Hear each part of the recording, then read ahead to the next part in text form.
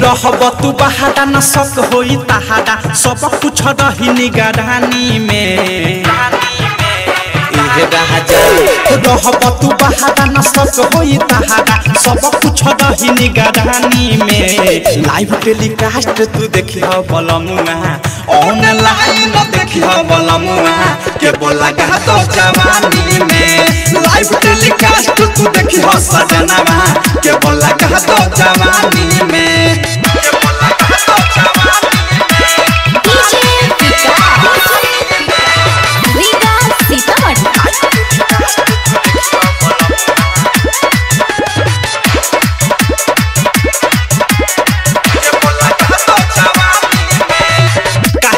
बाटे लफुआ यही से तनी का डरी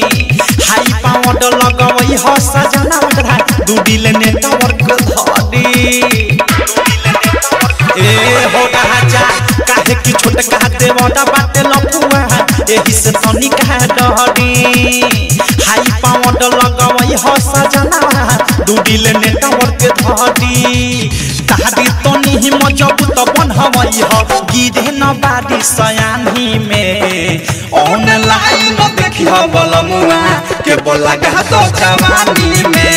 लाइव टेलीकास्ट तू देखिह सजनवा के बोला गा तो जवानी में के बोला गा तो के बोला गा तो के बोला गा तो डीजे विकास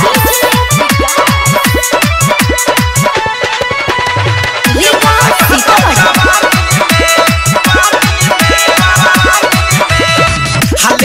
के तू लहिला गावानावा जाता तो हमारा के छोड़ी ओडोस पडोस के कोनो गारंटी न धके जी भर बटोडी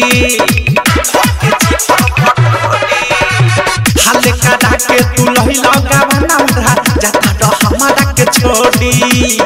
ओडोस पडोस के कोनो गारंटी न धके जी भर बटोडी जब मन कहडी तब तब राजा देखली हसुत के पलानी में ऑनलाइन देखिह बलमुआ के बोला गा तो जवानी में लाइव टेलीकास्ट तू देखिह सजनवा के बोला गा तो जवानी में के बोला गा तो जवानी में डीजे विकास रीगा सीतामढ़ी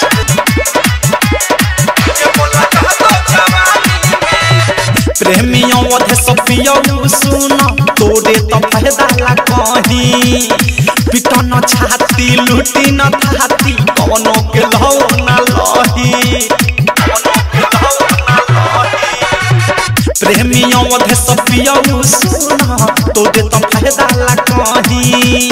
पिटन छाती लूटी न थाती कोनो के लौ न लही अनुराग मुकेश पद साहजी के रहन तू ना कहानी में ऑनलाइन देखिह बलमुआ के बोला गा तो जवानी में लाइव टेलीकास्ट तू देखिह सजनवा के बोला गा तो जवानी में। डाउनलोड कीजिए RCM music official app play store से RCM म्यूजिक के सारे ऑडियो वीडियो डाउनलोड करने के लिए।